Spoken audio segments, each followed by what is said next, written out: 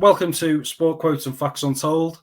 Today, I'm joined by Matt Walker, author of Europe United, which documents an incredible season, watching 79 top-flight matches in all 55 UEFA nations. It sounds like just a dream season, Matt. But when did your love for football and groundhopping really begin? I guess my love for football really came from my father. He was a Fulham fan like myself, and even though I grew up in an area that wasn't really that sporty, he took me to a lot of Fulham games, and that really sort of got me ingrained in football. And travel, I've always loved travel, and it was really only sort of, I guess, when I was backpacking after university that I combined the two for the first time. When I saw a couple of games in Malaysia when I was traveling through there, Right. and I really loved the sort of combination of being in an exotic place and being able to see such a familiar game. Right. And obviously 79 games across 55 countries. Sorry, that is a lot of travel and it's a lot of football. How did the idea first come about? When did you first think it up? It was I think a dark day in December in 2015, and I was thinking about how to do something that wasn't office work. And I read a book called Stamping Grounds about football in Liechtenstein, and that gave me kind of the idea that if you can go and watch football in somewhere as random and as Liechtenstein, why not sort of try all of the 55 UEFA nations? And then I thought, hang on, I've got a bit of scope here to be the first football fan to go to all of them and watch a top division flight game in one season. So obviously, Matt, it's a big logistical challenge. Just how much planning went into it? Because obviously, something that I didn't consider until I read the book was there's nations that have summer seasons as well. It's not all just August to May as we're used to. So it's a year-long thing. How much had to go into it before you actually set off to watch these games? Yeah, there was tons of planning. As you say, there was about 12 countries that had summer seasons. So it became quite clear that I had to visit those countries first before their seasons ran out. So in a way, that took the pressure off a little bit, the other 40 odd countries. But then you can imagine when the fixtures were released in August for 40 odd leagues, I had lots of spreadsheets planning, I guess, groups of countries that I could visit at the same time. There was no point sort of flying out to Kazakhstan and not seeing one of the neighboring countries' games. So yeah, the logistics were quite tricky. I mean, it involved, I think, 54 flights over 100 different types of accommodation, hotels, guest houses, B&Bs. So yeah, it was logistically difficult, but I tried to focus on just the next couple of months. Don't try and plan out the whole season. Just trying to work out the next step, really. Yeah, and we'll get into some of like the individual experiences shortly. But you actually wrote a book of your experience called Europe United. It's a fascinating read. I urge any football fan to give it a go. There it is. It's fantastic. So how enjoyable was it to just relive this epic trip, and what was the reaction like from other groundhoppers? Yeah, it was great. It was tough. I would say it was probably easier traveling through 55 countries than it was writing a 400-page book. But it was great to be able to sort of tell some of the stories that you wouldn't otherwise have known from following me on social media. So yeah, I really took a lot of notes when I was traveling, and that sort of came through when I was writing up the book, which basically all happened after my travels. And the book's got a great reputation. It's sold in over 30 countries around the world. Right. And it was particularly great during lockdown when there was nothing to do. And it tended to be on a Monday night, and someone would send me a message on Instagram or Twitter saying how much they enjoyed the book, and sometimes mention how they liked, I don't know, a particular ground I visited, or they liked the heavy metal references that I weaved in. So yeah, it was fantastic. And I'm still reliving it now, several years after the adventure ended. Yeah, and I'm a groundhopper myself, and while the match is what you go to watch, a lot of it is about getting to the stadium and just seeing the different fans there. Even like the architecture. What was the best stadium that you visited for you? Yeah, I think one that really stood out was the Pancho Arena in Felsud, which is near Budapest in Hungary. Just a fantastic modern design, almost entirely made out of wood, and it just had a kind of ethereal feel about it during a day game. And I'd actually love to go back and see it at night with all the floodlights on. It would be fantastic. You've got to check out a picture of it. It's real sort of design classic. Yeah. Did any of the stadiums sort of surprise you in terms of just being entirely different to what you expected? I think the Porto Stadium was one that was a bit surprising. It doesn't look much from the outside. It's one of those stadiums which is actually sort of built into the ground, so to speak. It looks a bit of a concrete shell from the exterior, but inside it's got a really great atmosphere, really intimate, despite being one of the biggest stadiums that I visited on my travels. Yeah, and obviously the travel and the matches. It takes a lot of planning. It also costs money. What were the sort of ticket prices compared to the Premier League, and what was the cheapest ticket that you found? I mean, unsurprisingly, most of the tickets were quite a bit cheaper than Premier League games. The cheapest ticket I think I found was 70p for adults, 12p for children in Kazakhstan when I went to watch Taraz play. And although Kazakhstan's not a wealthy country, it's still very cheap to watch football there. Yeah. And was it a case of when you got to the stadiums, were you able to go to the box office? I mean, obviously we've got, great technology now where you can book ahead, but were there any instances where you were sort of taking a chance really when you got to the stadium? Or was it all pretty much you were able to plan ahead? Yeah, I think I knew there would be maybe 7 or 8 games where I'd have to get a ticket in advance. Sort of games in the likes of Germany, Spain, sort of the major leagues. Most of the other ones you could actually just turn up and pay on the gate. And in fact, quite a lot of them, I think maybe 7 or 8 games I saw, it was actually free entry for all fans. In some countries like San Marino, a game I saw in Bosnia Herzegovina, Andorra, yeah, no cost whatsoever, just walk in. And what was the best game or sort of the craziest game that you saw during your travels? I think it's got to be Trabzonspor 3, Alanyaspor 4. Trabzonspor raced into a 3-goal lead and then lost it 4-3. And I'm pretty sure I've never seen a game with that turnaround live before. So yeah, that was definitely the craziest match. The locals didn't take it well, it's fair to say.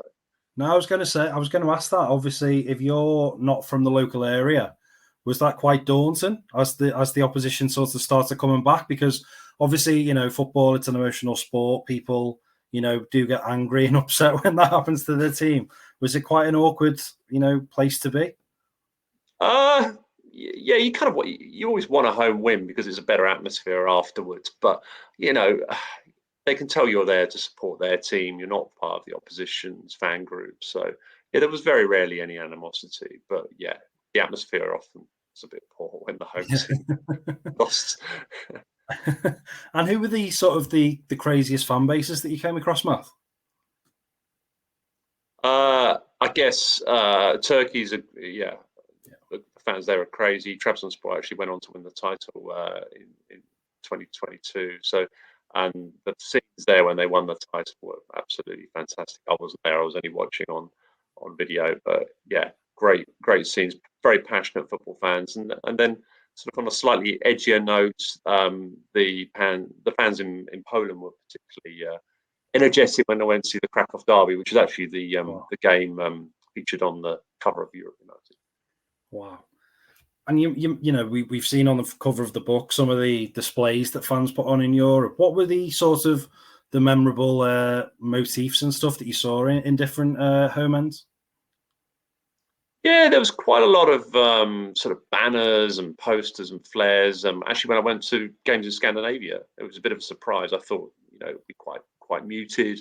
But yeah, the games I saw in Denmark, Sweden, um, and in Norway, I had really good sort of fan groups behind the goal, and I think it was a good choice actually of mine because I stood in all sorts of sat in all sorts of areas of the ground, but in Scandinavia, I was almost always behind the goal and always the best atmosphere there. Yeah. And we mentioned, Matt, the Trabzonspor fans, it must have been difficult for them to see their team blow a 3-0 lead. But were there any other hairy moments?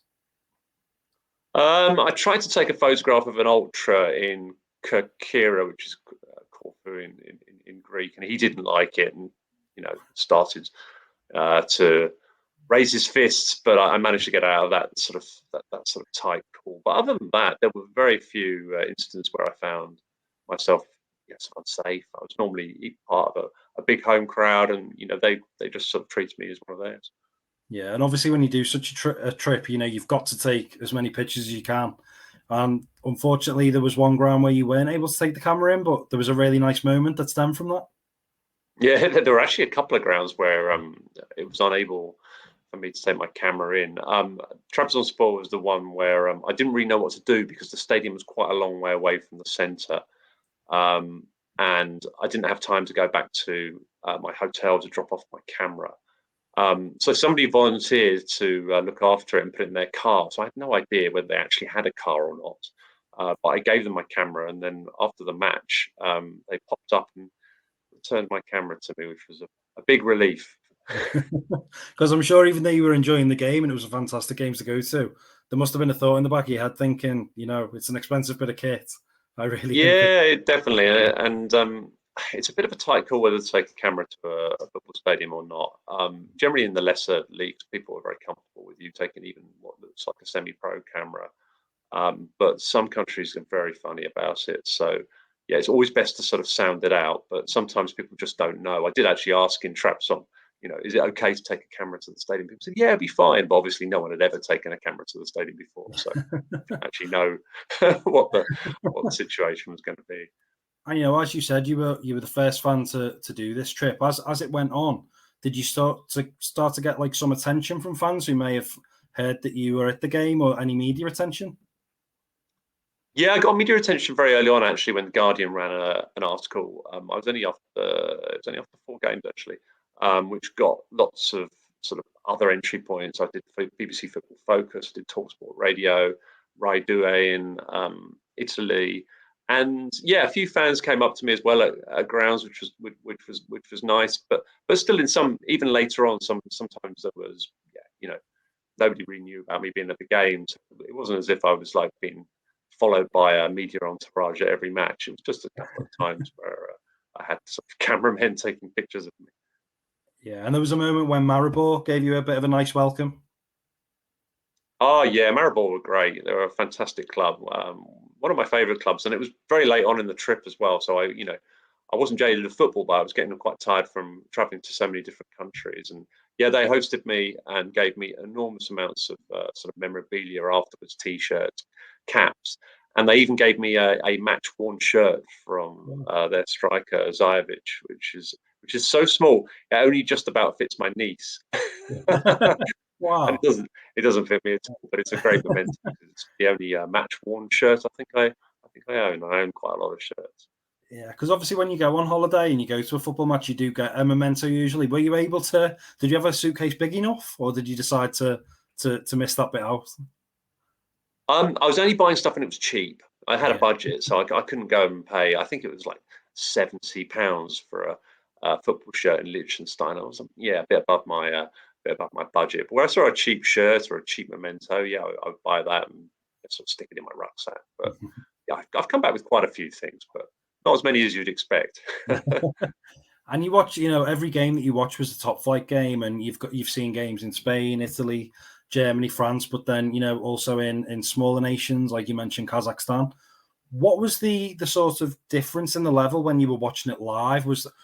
Could you see like a bit of a chasm? And how would you, in terms of those lesser leagues, how would you compare it to sort of the English pyramid? What level would you say that's at? Yeah, I mean, I guess the lowest leagues are probably maybe level to the 6th tier here in England. But I'd really like to see a competition between, say, I don't know, a Conference South team and a team from Latvia to see how they would get on. Because my sneaky suspicion is that the home advantage would be enormous. The different atmospheres, the climates, the crowd, the pitch is not being as good. I have a sneaky suspicion that both teams would win at home and then lose away. Obviously, when you go into that many games in such a short space of time, it's almost like a bit of a scouting mission as well. And you are a Fulham fan. Did you have your eye on any players, and did any talents linger in the memory and then actually make it to one of the big divisions? I don't think any of my sort of hot tips came off, but there were a few players that sort of pushed up the pyramid, should we say? Diego Dallo, which is obviously now at Man United, he was playing in Portugal, as was Bruno Fernandes, and sort of a slightly sort of more obscure player at the time was Thuram, the French striker who's just signed for Inter Milan on a free. Yeah, he played for Guingamp in France. He was very young at that particular time. I think I mentioned the book that he was um, Lillian's son, of course. So yeah, and none of them have ended up signing for Fulham. But never know, might change. And I just wanted to know, Matt, as well, is obviously logistically you have to pick each country and see which games are on. What was your sort of reasoning behind? See, so you obviously you've just mentioned then you watched sort of Porto. What was your thinking behind each game? Was it sort of the locality? Was it just that you had a soft spot for the team or an interest? It was a real range of reasons. I mean, sometimes there was kind of like a romantic story, like IFK Mariehamn, who won the Finnish league, and were reigning champions when I went and visited. And they're based in the Åland Islands. It just looked such a cool place to visit between Sweden and Estonia in the north of the Baltic Sea. Sometimes I wanted to see a particular derby. So as I mentioned, I went to see the Krakow derby in Poland. Sometimes it was just convenience. I was in a city on a particular weekend. It was whichever team happened to be at home, and it was really nice to get that kind of like variety of big city teams, teams in the middle of nowhere. I remember when I visited Ufa in Russia, there was somebody on the bus that took me from the airport to the city centre, and they said to me in English, "Why are you visiting Ufa? Nobody ever visits Ufa." I was there to watch a top division football match, and Yeah. I might have been the first and possibly the last person to do that, given the current circumstances. And how big was the social element, Matt? Obviously, you go into these games, but it's a place where there's lots of people, and you've always got something to talk about with fellow football fans. Did you meet many people on your travels? Yeah, I met loads of people. Sometimes it was through supporters clubs. Sometimes the person who's sat next to me or stood next to me at the football game. Sometimes it was through the media. I felt I really didn't feel ever alone when I was at the football. It was sometimes the days in between games. Most games are at the weekend, so I often had sort of 4 or 5 days between matches. That was when it was harder to meet people, and I think that was probably some of the toughest times on the trip.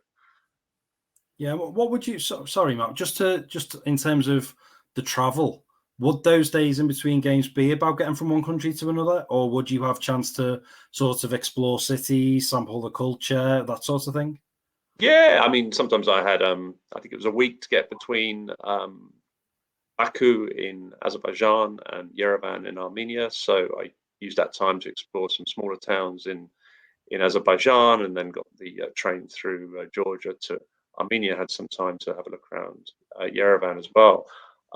Sometimes there wasn't quite as much to do, so it was really a case of writing up some notes in a random place somewhere. And sometimes when there were international breaks, because even San Marino and Andorra don't play football when there's an international break, it just made sense to fly back to the UK. There was no point hanging around Europe for 10 days when there were no domestic football matches. Yeah, and I understand. I think it's Liechtenstein. They don't have a league; they have a cup where the winner will sort of qualify for the European qualifiers. Did you notice, Matt, when you were on your travels, that lots of different leagues have lots of different quirks? Um, yeah, the systems vary massively. That was something I noticed, is that some have the split leagues where the top half play a competition and then the bottom half play a competition. And then I think it was the Belgium league. I have a feeling it's changed since then, where even a team from the second flight got an opportunity to play off for a European place, which was really obscure. So yeah, there were lots of sort of league idiosyncrasies. Kickoff times, we get quite used to midweek kickoff times in England because there are so many matches, but they're actually relatively rare across Europe. So I often sort of, when I did see a midweek game, I sort of nailed it on my calendar and made sure I built the rest of the trip around that. Actually, the Krakow derby was a midweek game, because that was a really useful one to pick in just before Christmas. And for groundhoppers, Matt, it's not always about the biggest and best stadiums. And what do you think it is about, like, your more quaint stadiums that might have only 200 spectators that still have the same pull and the same magic as, your bigger arenas that are packed out every week? I always think it's about competitiveness. I think, if you've got a competitive match and it's exciting, it almost doesn't matter what the level is. I think, I get a bit bored, not that it happens very often at Fulham, seeing sort of 5 or 6 nil home wins because, there's no jeopardy there. So I think as long as there's a competitive element, but I think the advantage of going to some of the smaller grounds is that you find the fans a lot more open. There's a bit of a novelty value of a groundhopper turning up at some random ground in Romania as opposed to going to see some Barcelona or Real Madrid play. Yeah. And having done the ultimate trip, Matt, have you got any advice for anybody who's wanting to, watch a few games in Europe and maybe get a few games in across, maybe a week or 2 week period? Quite a few tips. I guess look at sort of previous fixture lists from maybe the previous season, particularly the same sort of time of the previous season, to try and work out when games are likely to fall. Sort of they can vary from Thursdays through to Mondays for weekend fixtures, depending on the country. And also sort of build in a bit of flexibility. I wouldn't sort of fly in on a Saturday and want to see a particular team play. I would sort of maybe go a day or two earlier so that in case the game gets moved to the Friday or even back to the Sunday, you've got a bit more flex. And then it's great to visit cities where there's more than one club because there's going to be sort of a hope game. I mean, even before the fixtures are published. So Seville, obviously you've got Sevilla and Betis there, and it's the same for Valencia. And then I've just come back from a trip to Italy, actually in the north, where the fixtures were only confirmed 6 days before they were due to take place. That was top division, one biggest leagues in Europe. And there I just booked the flights really early to get a good price to Bergamo. And the rail system is so good in relatively affordable in Italy. It was very easy to get around wherever the games happened to fall on certain days. So not over planning is one of my sort of one of my tips for groundhopping around Europe. And you sort of have a few countries that you say, urge football fans, that's definitely a country you need to watch football in. I mean, Turkey would be the easy option, but it's actually not that easy with the Passerlig system, which is the membership card you have to have to sometimes get tickets. You have to have a bit of, assiduousness to try and get onto that system. Other countries, I think Scandinavia is a great place to watch football. People are very friendly, and the tickets are never really a problem for most games there. And then I just think some of the random countries are just fun because how many people go to watch a football match in Georgia? Not that many. Pick up a league game, there'll be 200 or 300 people there. It'll be a good atmosphere, and you'll get to do something that very few other people have done. Yeah, that was brilliant, Matt. Really fascinating and just so interesting to hear about all the the different matches and the logistics. I honestly don't know how you did it in one season. But thanks for joining us. Thank you very much for the interview.